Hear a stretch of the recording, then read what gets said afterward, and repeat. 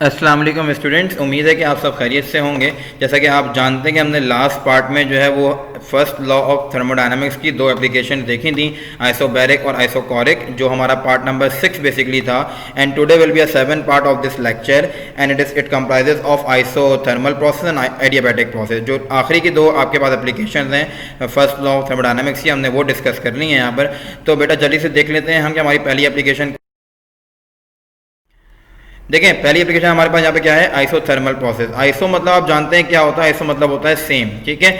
Iso मतलब same है, thermal कैसे, थर्मल मतलब क्या है, टेम्परेचर कांस्टेंट। आप कैसे याद रखेंगे इस चीज़ को, जैसे मैंने आइसोबैरिक में निशानी बताई थी कि बैरोमीटर क्या है, वो इंस्ट्रूमेंट जिससे आप प्रेशर को मेजर करते हैं। थर्मोमीटर क्या है, वो इंस्ट्रूमेंट जिससे आप टेम्परेचर को मेजर करते हैं। तो थर्मोमीटर से आप याद रखेंगे कि आइसोथर्मल वो प्रोसेस है जिसमें जो भी सिस्टम हो, जो भी प्रोसेस हो किसी भी गैस सिलेंडर्स का, तो जब उनका टेम्परेचर कांस्टेंट होगा तो वो प्रोसेस जो है वो आइसोथर्मल प्रोसेस कहलाता है, राइट। आइसोबैरिक क्या था, कांस्टेंट प्रेशर। आइसोकोरिक क्या था, कांस्टेंट वॉल्यूम। आइसोथर्मल क्या होता है, कांस्टेंट टेम्परेचर वाला प्रोसेस क्या कहलाता है, आइसोथर्मल कहलाता है, राइट। इसकी एक्सप्लेनेशन देख लेते हैं बेटा कि क्या कह रही है हमसे। आप ये जो पहली लाइन है मैंने लास्ट टाइम भी बताई थी कि हर प्रोसेस में सेम रहेगी। क्या सेम रहेगी कि आपने एक सिलेंडर लिया जिसमें क्या लगा हुआ है, मूवेबल और फ्रिक्शनलेस पिस्टन लगा हुआ है, जिसका इनिशियली प्रेशर P1 है, वॉल्यूम क्या है, V1 है। लेकिन इसमें एक खास बात है, वो खास बात ये है इसके अंदर कि हमने इसमें एक लगाया हुआ है हॉट रिजर्वायर, क्योंकि हमें टेम्परेचर को मेंटेन रखना है यहाँ पे, ठीक है। इससे पहले हमें जरूरत इसलिए नहीं पड़ी थी कि वो टेम्परेचर वहाँ पे वेरी कर रहा था, टेम्परेचर कॉन्स्टेंट नहीं था।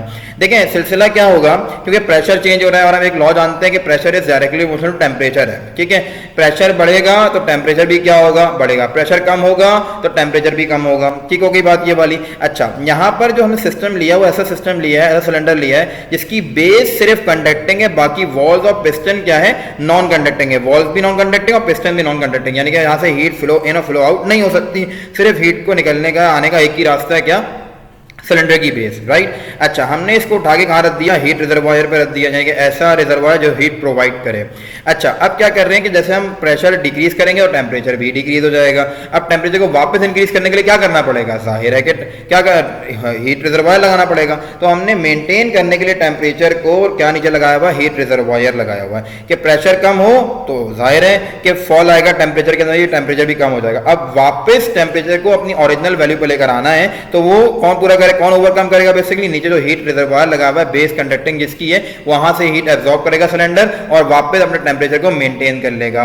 जब वाली बात समझ में आ गई। इसका उल्टा प्रोसेस क्या होगा कि जैसे यहां पर क्या हो रहा है, टेम्परेचर आपके पास कम हो रहा है, ठीक है, आपने टेम्परेचर बढ़ाना है तो हीट रिजर्वायर लगाया हुआ है। इसका अगर आप रिवर्स प्रोसेस देखें, रिवर्स प्रोसेस से मैं क्या मकसद क्या है कहने का कि प्रेशर बढ़ाओगे तो टेम्परेचर भी बढ़ जाएगा, ठीक है। अब वापस टेम्परेचर को नीचे लेके आना है तो नीचे कोल्ड बॉडी लगानी पड़ेगी। ये वाली बात समझ में आई कि टेम्परेचर अगर वेरी करके आपने हाई वैल्यू पर ठंडा करना है तो नीचे कोल्ड बॉडी लगानी पड़ेगी। क्या होगा, वो कोल्ड बॉडी वापस अपने पास हीट खींच लेगी और टेम्परेचर तो दोबारा ओवरकम कर देगी। आई होप सो कि बात समझ में आ रही होगी ये वाली, ठीक है। अच्छा, लेकिन इस सूरत में जो एब्जॉर्बिंग होगी या जो आपके पास एक्सपेल करेगा सिस्टम हीट, इनसे टेम्परेचर को मेंटेन रखेगा, इस दोनों चीज़ों से कि एक्सपेल करने से भी, रिलीज करने से भी और एब्जॉर्ब करने से भी क्या होगा, दोनों सूरतों में टेम्परेचर जो है वो कॉन्स्टेंट रहेगा। और हमारे पास ये प्रोसेस क्या कहलाएगा, आइसोथर्मल प्रोसेस कहलाएगा। आप डायग्राम से दिखा देता हूँ और बात हो जाएगी बात। देखें यहाँ पर जो है वो ये आपके पास मास बढ़ा हुआ है, यानी कि जो लोड डाला हुआ है वो आपने भी डाला हुआ है ज़्यादा। जब ज़्यादा लोड डाला हुआ है तो वॉल्यूम कैसा है,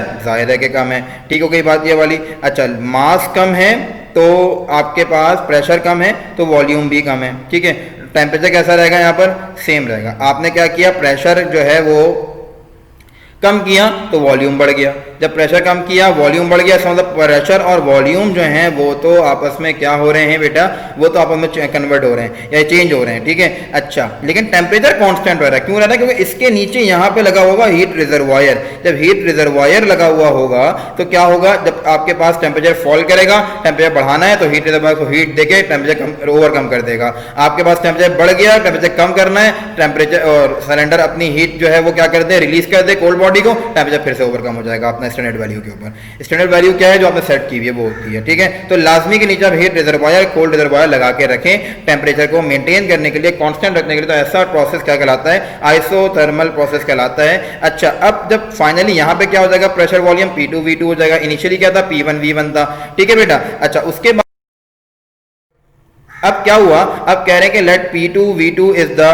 final pressure and volume of the system, then by first law of thermodynamics क्या होता है आप जानते हैं, delta Q is equal to delta W plus delta U होता है। ठीक है, टेम्परेचर कांस्टेंट है, टेम्परेचर चेंज नहीं हो रहा तो टेम्परेचर का लिंक होता है इंटरनल एनर्जी से। ठीक है, जब टेम्परेचर चेंज नहीं हो रहा तो इंटरनल एनर्जी में भी कोई फर्क बोलो बेटा नहीं पड़ेगा। ठीक है, अच्छा अब क्या हुआ कि यहां पर हो गया delta Q equal to delta U plus delta W. अब डेल्टा डब्ल्यू की जगह तो डेल्टा डब्ल्यू रहेगा, लेकिन डेल्टा यू की जगह क्या हो जाएगा, जीरो हो जाएगा। क्यों हो जाएगा जीरो, अभी मैंने बात बताई आपको ये वाली कि whenever temperature is not change there will be no change in internal energy. इसका मतलब डेल्टा यू भी क्या होगी, कांस्टेंट होगी, जीरो हो जाएगी यहाँ पर। ठीक है, तो क्या बन गई आपके equation first law of thermodynamics की, delta Q is equal to delta W बन गई। ठीक है, इसका मतलब जो तुम हीट प्रोवाइड कर रहे हो सिस्टम को, ठीक है, उससे सारा का सारा वर्क डन हो रहा है। ठीक है बेटा, वर्क डन मैक्सिमम हो रहा है, कहीं पे वर्क डन के अलावा हीट को और काम नहीं कर रही, इंटरनल एनर्जी नहीं बढ़ा रही। क्यों नहीं बढ़ा रही, क्योंकि टेम्परेचर कांस्टेंट है।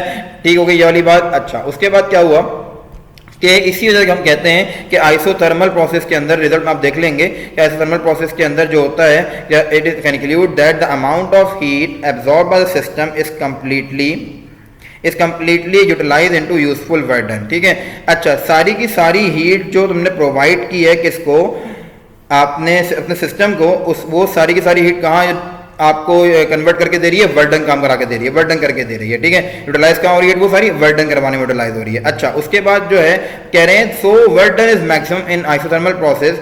अब कैसा होता है वर्डन, मैक्सिमम होता है थर्मल प्रोसेस के अंदर। ग्राफिकल रिप्रेजेंटेशन इसकी क्या होगी, कर्व बनता है। The PV diagram of thermal process is a curve and the curve is called isotherm. जो कर्व बनता है उसका नाम है आइसोथर्म, और जो इस आइसोथर्म की शेप होती है बेसिकली वो हाइपरबोलिक शेप होती है, हाइपरबोला होता है। मैथ्स के जो स्टूडेंट्स हैं वो हाइपरबोला पढ़ेंगे, मैथ्स में हाइपरबोला क्या होता है तो वहाँ मैथ्स वाले टीचर आपको और अच्छे से बता देंगे। हाइपरबोला से होता क्या है कि ये जो ग्राफ बेसिकली है, ये वाला ये जो ग्राफ में कर्व मिला है, इस कर्व की शेप को हम हाइपरबोला कहते हैं। देखें बेटा, हुआ क्या, प्रेशर भी चेंज हो रहा था, वॉल्यूम भी चेंज हो रहा है। P1 यहाँ था, P2 ये हो गया, चेंज हो गया प्रेशर भी, वॉल्यूम भी चेंज हुआ। इन दोनों की वजह से वर्क डन हुआ है। दैट्स वाई जब दोनों क्वांटिटीज चेंज होती हैं तो आपके पास यहाँ पे इनवर्सली प्रोपोर्शनल है। दैट्स वाई क्या आ गया, कर्व आ गया, कर्व मिल गया आपको। ये वाली बात समझ में आ गई होगी इंशाल्लाह, ना समझ में आई तो मुझसे पूछ लीजिएगा। ठीक है बेटा, अब जो हमारी आखिरी, अच्छा इसकी रियल एग्जाम्पल मैं आपको दे चुका हूँ कि क्या आप प्रेशर बढ़ाते हो तो क्या होता है, वॉल्यूम, और प्रेशर बढ़ाते हो वॉल्यूम होता है, लेकिन टेम्परेचर कैसा रहता है, कांस्टेंट रहता है। इसकी एक और एग्जांपल ये है जो आपको सबके घरों में मौजूद है, रेफ्रिजरेटर। रेफ्रिजरेटर के अंदर टेम्परेचर कांस्टेंट रहता है। ठीक है, जो कंडेंसेशन वहाँ पर हो रही होती है, यानी कि जो वहाँ पर स्टेट्स चेंज हो रही हैं किसकी, आपके पास मैटर की, टेम्परेचर कांस्टेंट है, उस पर जो प्रेशर लग रहा है उसका रेफ्रिजरेटर की गैस का मुसलसल जो कूलिंग लग रही है उससे स्टेट चेंज हो रही होती है। ठीक है, तो बेसिकली 0 डिग्री सेंटीग्रेड के ऊपर ही आइस का मेल्ट होना, बात जानते हैं आप कि 0 डिग्री सेंटीग्रेड में आइस का फ्रीजिंग पॉइंट भी है, मेल्टिंग पॉइंट भी है। वाटर का मेल्ट वो है, फ्रीजिंग पॉइंट है, और आइस का मेल्टिंग पॉइंट है। तो 0 डिग्री सेंटीग्रेड पे ही स्टेट ऑफ मैटर का चेंज हो जाना, यानी कि मेल्टिंग ऑफ आइस जो है, ये रियल एग्जांपल है किसकी, आइसोथर्मल प्रोसेस की। टेम्परेचर कांस्टेंट है बट प्रेशर की वजह से वो स्टेट ऑफ मैटर उसकी चेंज होना शुरू हो जाती है, वॉल्यूम उसका चेंज होना शुरू हो जाता है। ठीक है, तो ये बेसिकली आपके पास एक रेफ्रिजरेटर जो है वो real example of isothermal process है। ये वाली बात समझ में आ गई होगी इंशाल्लाह आप लोगों के। चलते हैं बेटा नेक्स्ट स्लाइड के ऊपर अपनी एडियाबैटिक प्रोसेस। एडियाबैटिक प्रोसेस आपसे क्या कह रहा है, कहते हैं if the process in which no heat flow in और out of the system is called adiabatic process. यहाँ पर हीट कांस्टेंट है, ना हीट इन होगी ना हीट आउट होगी, पूरा का पूरा सिस्टम नॉन कंडक्टिंग होता है। देखें एक्सप्रेशन में लिखा हुआ होगा एडियाबैटिक क्या है, तीनों चीजें चेंज होंगी, प्रेशर भी, वॉल्यूम भी, टेम्परेचर भी। एक्सप्रेशन में साफ साफ लिखा हुआ है कि consider a system of a gas in a cylinder fitted with mobile and frictionless piston. आपके initially pressure P1, volume V1, temperature T1। Adiabatic process के अंदर जो वर्किंग सब्सटेंस है, जो गैस का मोल है, perfectly insulating from the surrounding है, क्योंकि कोई आपके पास यहाँ पर हीट जो है फ्लो इन और फ्लो आउट नहीं हो सकती। ठीक है, अच्छा कैसे है गैस का मोल, क्योंकि उसको हीट प्रोवाइड करते हैं, वो वर्क डन करवाता है बेसिकली। ठीक है, अच्छा अब क्या हुआ कि यहाँ पर परफेक्टली इंसुलेटिंग है, तो however process such as compression और expansion of a gas is done very quickly. खुद ब खुद जो है वो कंप्रेशन और एक्सपेंशन गैस की होती रहेगी, प्रेशर, वॉल्यूम और टेम्परेचर चेंज होने की वजह से। ठीक है बेटा, अच्छा ये ऑटोमेटिकली होती है क्योंकि यहाँ पर हीट फ्लो ना इन होती है ना आउट होती है सिस्टम के अंदर, तो ऑटोमेटिकली जब प्रेशर, वॉल्यूम, टेम्परेचर चेंज हो जाए तो ऐसा प्रोसेस क्या कहलाता है, एडियाबैटिक प्रोसेस कहलाता है। इसकी रियल एग्जाम्पल ऐसी है, हवा का दबाव, हवा का जो एटमॉस्फेरिक प्रेशर, जब हवा वर्टिकली मूव करती है ऊपर या नीचे, ठीक है, जब हवा एक्सपेंड करती है, ठीक ठीक है बेटा। तो उस वक्त क्या होता है, उसका प्रेशर वगैरह चेंज होता है, वॉल्यूम भी बढ़ जाता है, ठीक है, और हवा जो होती है वो ठंडी हो जाती है, ठीक है। लेकिन जब हवा का दबाव ज़्यादा हो जाता है, ऊपर से हवा नीचे आ रही होती है, हवा जो है कॉन्ट्रैक्ट हो रही होती है, ठीक है, तो प्रेशर भी क्या होता है आपके पास, प्रेशर कम हो जाता है उसका, और इसके अलावा वॉल्यूम कॉन्ट्रैक्ट हो जाता है। वैसे प्रेशर बढ़ जाता है, वॉल्यूम कॉन्ट्रैक्ट हो जाता है, ठीक है, और टेम्परेचर भी बढ़ जाता है, वो हवा गर्म हो जाती है। दोबारा एक बार सुनने एग्जाम्पल ये वाली, जब हवा फैलती है नीचे से ऊपर, एक्सपेंड होती है, तो वॉल्यूम बढ़ गया, जब वॉल्यूम बढ़ गया तो अब हवा कैसी हो गई, ठंडी हो जाती है हमारे पास। आगे बात समझ में वाली, क्योंकि फैल गई पूरी जगह इस तरीके से, वो कूलर हवा होती है, ठंडी हवा होती है। जब प्रेशर आपके पास क्या होगा, कम होगा, तो हवा नीचे जब आएगी, यानी कि जब कॉन्ट्रैक्ट हो जाएगी, तो उसके बाद क्या होता है, वो उस वार्मर हो जाती है हवा, ठीक है। तो ये कौन सा प्रोसेस आपके पास, एडियाबैटिक प्रोसेस होता है, जिसमें तीनों चीजें चेंज हो जाती है, प्रेशर, वॉल्यूम और टेम्परेचर चेंज हो रहा होता है, राइट। अच्छा, इसके हम डायग्राम देख लेते हैं। डायग्राम हमें कह रही है, साफ साफ दिखा रही है कि ये लार्जर वॉल्यूम है, ठीक है, और ये लोअर प्रेशर है, वॉल्यूम ज्यादा, प्रेशर कम। एडियाबैटिक वॉल्व है, यानी कि परफेक्टली इंसुलेटिंग वॉल्व है, टेम्परेचर और टेम्परेचर भी इंक्रीज होगी, वॉल्यूम कम हो गया, प्रेशर बढ़ा दिया, टेम्परेचर भी इसका क्या हो जाएगा, चेंज हो जाएगा, क्योंकि यहाँ कोई नीचे हीट रिजर्वायर नहीं लगा हुआ इसको टेम्परेचर को मेंटेन करने के लिए, राइट बेटा। अब इसकी हम छोटी सी वो है डेरिवेशन, वो देख लेते हैं।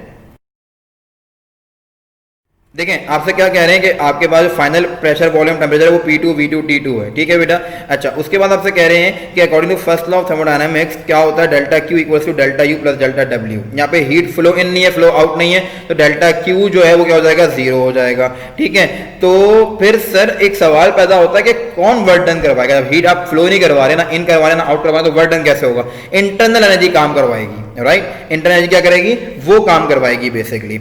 अच्छा, कैसे काम करवाएगी, फॉर्मूला देख लें आप, डेल्टा की जगह क्या आ गया, 0 आ गया। अब दो आपके इसके बाद रिजल्ट बन जाएंगे, कौन कौन से, पहला रिजल्ट तो हो जाएगा कि डेल्टा U प्लस में, यहाँ पर वहां क्या हो जाएगा, माइनस में हो जाएगा, तो क्या हो जाएगा, delta W equals to minus delta U। इसके अलावा एक ये भी कह सकते हैं कि डेल्टा W प्लस में, इसको वहां शिफ्ट करा दो, तो delta U is equals to minus delta W हो जाएगा। एक तो ये आपके पास रिजल्ट बन सकता है कि इंटरनल एनर्जी आपके पास क्या है, वर्क डन पर डिपेंड कर रही है, जितना वर्क डन होगा उतनी इंटरनल एनर्जी चेंज होगी। इसका वो भी है, रिलेशन भी है, वो नीचे देखते हैं हम रिजल्ट के अंदर। आपसे कह रहे हैं when the system expand work is done by the system, जब सिस्टम फैलेगा, जब वॉल्यूम एक्सपेंड होगा, तो इसका मतलब है कि सिस्टम ने काम किया पिस्टन को ऊपर ले जाने के लिए, ठीक है। और इसके अलावा जाहिर है इसका उल्टा क्या होगा, इसका उल्टा ये होगा कि और इंटरनल एनर्जी क्या हो जाएगी, डिक्रीज हो जाएगी। ये बात याद रखिए, क्योंकि इंटरनल एनर्जी सारा काम करा दिया, खत्म हो गई, इंटरनल एनर्जी डिक्रीज हो गई। आई बात समझ में ये वाली। अच्छा, उसके बाद क्या है कि इसका वाइस वर्सा होगा, जब उल्टा काम होगा, जब सिस्टम कंप्रेस्ड होगा, तो आप काम करा रहे हो किसके ऊपर, प्रेशर डाल के, किसके ऊपर, सिस्टम के ऊपर। जब आप काम करवा रहे हो तो सिस्टम तो खुद काम करिए ना, तो जाहिर है उसकी इंटरनल एनर्जी क्या हो जाएगी, इंक्रीज हो जाएगी, ठीक होगी बात ये वाली बेटा। अच्छा, ग्राफिकल रिप्रेजेंटेशन इसका भी कर्व है, क्योंकि प्रेशर भी चेंज हो रहा है, वॉल्यूम भी चेंज हो रहा है, टेम्परेचर भी चेंज हो रहा है, तीनों चीजें चेंज हो रही हैं, इसलिए इसका भी कर्व है, और इसके काफी कोई नाम नहीं है, जैसा थर्मल का नाम था। इसका कर्व क्या कहता है, इसका कर्व कह रहा है, इसका कर्व थोड़ा सा जो है ना यूं समझ लीजिए, क्योंकि थोड़ा सा और बैंड होता है, ठीक है। क्यों बैंड होता है, इस वजह से क्योंकि इसमें तीनों चीजें चेंज हो रही होती हैं और बहुत तेजी से चेंज हो रही होती हैं। देखें, ये इनिशियल कंडीशन है, मैंने जिसको P1 V1 T1 कहा हुआ है, यहाँ पर P0 V0 T0 से रिप्रेजेंट किया हुआ है, कोई ऐसा मसले की बात नहीं है। जिसको मैंने P2 V2 T2 कहा हुआ है, इसको उन्होंने P1 V1 T1 से रिप्रेजेंट किया हुआ है। ये वॉल्यूम एक्सिस और ये प्रेशर एक्सिस है, इसको हम PV डायग्राम भी कहते हैं, ग्राफ को ना। अगर पेपर में आ जाएगा also show the PV diagram, सब करवाइएगा मत, इसको हम जो है वो ग्राफ को PV डायग्राम भी कहते हैं। आई होप सो कि आप लोगों को समझ में आ गया होगा पूरा लेक्चर। और यहाँ पे आपका जो एप्लीकेशन है चारों, फर्स्ट लॉ ऑफ थर्मोडायनामिक्स की वो खत्म हो गई हैं। इसके बाद एक और मोस्ट इंपॉर्टेंट डेरिवेशन है CP minus CV equals to R, हम वो करेंगे। तो इन तमाम एप्लीकेशंस में से, इन तमाम लेक्चर में से, लेक्चर के पार्ट में कोई क्वेश्चन हो तो आपको पता है, आप मुझसे कैसे पूछना है आपको, आप पूछ सकते हैं बेटा। और सही से इन सब चीज़ों को याद कीजिएगा, इंपॉर्टेंट चीज़ें हैं चैप्टर 11 के लिहाज से। जज़ाकल्लाह खैर।